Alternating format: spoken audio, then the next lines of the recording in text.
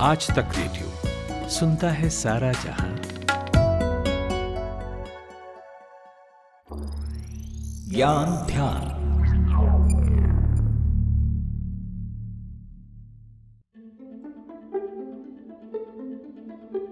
भारत का पूर्वोत्तर राज्य मणिपुर, जो कि पिछले 6 महीने से हिंसा की आग में जल रहा है। स्थिति अभी तक वहां पर पूरी तरह सामान्य नहीं है। हालात इस हद तक बेकाबू हैं कि स्थिति को संभालने में सेना और सशस्त्र बलों को भारी चुनौतियों का सामना करना पड़ रहा है। मकानों और दुकानों को आग के हवाले किया जा रहा है, उन्हें लूटा जा रहा है। लेकिन पिछले 6 महीने के बाद मणिपुर से ऐसी कुछ तस्वीरें और वीडियो आज सामने आ रहे हैं जो पूर्वोत्तर के राज्य में शांति स्थापित करने की दिशा में काफी अहम मानी जा रही है। इन तस्वीरों में सैकड़ों विद्रोही हथियार डालते नजर आ रहे हैं और ये विद्रोही मणिपुर के सबसे पुराने उग्रवादी गुट यूनाइटेड नेशनल लिबरेशन फ्रंट के हैं, जिसे शॉर्ट फॉर्म में UNLF कहते हैं। उन्होंने सरकार के साथ शांति समझौते पर हस्ताक्षर किए और हिंसा छोड़ने पर सहमति व्यक्त की है। खास बात यह है कि UNLF ने ऐसे वक्त पर हथियार डाले जब गृह मंत्रालय ने कुछ दिन पहले ही यूनाइटेड नेशनल लिबरेशन फ्रंट पर 5 सालों का प्रतिबंध बढ़ाया था। तो आज के ज्ञान ध्यान में इसी संगठन के बारे में जानेंगे। ये क्या है, कब इसकी शुरुआत हुई थी। UNLF मणिपुर के घाटी वाले इलाके, यानी जिस इलाके में इम्फाल मौजूद है, उसका सबसे बड़ा और सबसे पुराना उग्रवादी गुट है। स्थापित हुआ था साल 1964 में। एजेंडा भी साफ, अलग समाजवादी मणिपुर की स्थापना करना। साउथ एशिया टेररिज्म पोर्टल के मुताबिक साल 1975 में UNLF के नेता एन विश्वेश्वर सिंह और 16 अन्य मैती उग्रवादियों ने तिब्बत में मौजूद लहासा की यात्रा की थी ताकि उन्हें चीन की मदद मिल सके। मई 1990 में UNLF ने दूसरे उग्रवादी ग्रुप्स जैसे nationalist socialist council of Nagaland, Khaplang, NSCN-K, United liberation front of Asom ULFA और कुकी नेशनल आर्मी KNA के साथ मिलकर एक इंडो बर्मा रेवोल्यूशनरी फ्रंट यानी IBRF का निर्माण किया था। इसका मकसद था भारत बर्मा की आज़ादी के लिए एक संगठित संघर्ष करना। अब आपके मन में सवाल उठेगा कि भारत बर्मा की आज़ादी कैसे डिमांड है। दरअसल म्यांमार की ओर से समर्थित हर एक किस्म के उग्रवादी गुट कमोबेश ये डिमांड उठाते रहते हैं कि भारत और म्यांमार के कुछ हिस्सों को मिलाकर एक अलग क्षेत्रफल को खाली कराया जाए। अमूमन इस तरह के डिमांड के पीछे म्यांमार, लाओस, थाईलैंड के वो ड्रग माफिया होते हैं जो भारत में अपनी बनाई ड्रग्स बेचने के लिए एक सेफ पैसेज चाहते हैं। इन 3 देशों के ड्रग माफिया मिलकर एक त्रिकोण बनाते हैं जिसे गोल्डन ट्रायंगल कहते हैं। ये पूरी दुनिया में नशे के सामान पैदा करने का सबसे बड़ा अड्डा है और इसी वजह से इस इलाके में बड़ी मात्रा में होती है अफीम की खेती।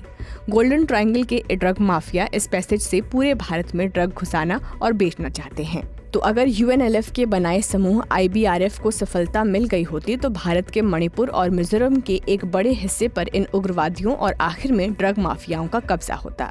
इसके अलावा UNLF के म्यांमार और बांग्लादेश से कनेक्शन में एक और बात सामने आती है कि इस गुट के ट्रेनिंग कैंप भी इन दोनों देशों में मौजूद रहे हैं। साल 2012 में राष्ट्रीय जांच एजेंसी ने UNLF के खिलाफ भारत के खिलाफ युद्ध छेड़ने का केस दर्ज किया था। गैर कानूनी गतिविधि रोकथाम अधिनियम के तहत UNLF पर भारत सरकार ने प्रतिबंध लगा रखा है। ये बड़े पैमाने पर म्यांमार की सेना के संरक्षण में म्यांमार के सांगांग क्षेत्र, चीन राज्य और राखीन राज्य में शिविरों और ट्रेनिंग कैंप से अपनी साजिशों को अंजाम देता रहा है। हालांकि म्यांमार में सेना के खिलाफ चल रहे विद्रोह के बाद से UNLF बैकफुट पर है। साल 2000 में समेंद्र की हत्या के बाद UNLF का नेतृत्व RK मेघन ने किया। 2010 में उसे गिरफ्तार कर लिया गया। इसके बाद उस संगठन की कमान खुंडोंग बाम पामबेई के पास आ गई। हालांकि UNLF में कई बार टूट भी हुई। अब सवाल ये है कि ये जो समझौता हुआ है वो कितना अहम है।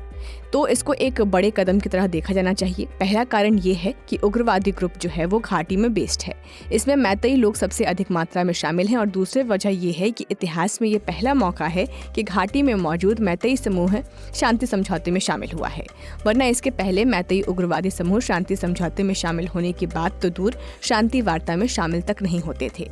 इसके पहले कुकी उग्रवादी ग्रुप भारत सरकार और मणिपुर सरकार के साथ सस्पेंशन ऑफ ऑपरेशन यानी SOO में शामिल थे।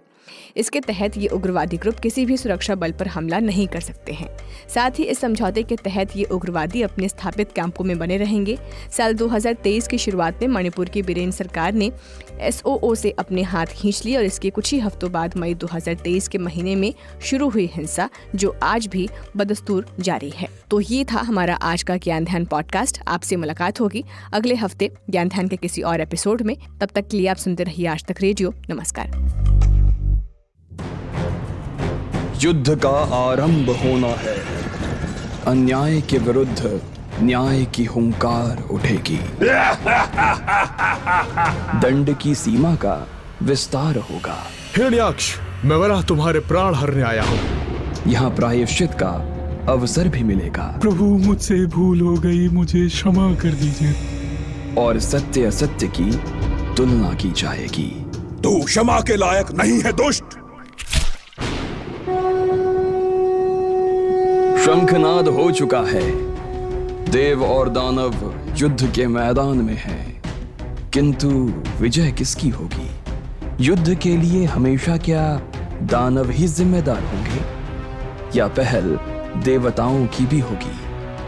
पता चलेगा देव दानव टेल्स में। आज तक रेडियो पर चलता रहा है।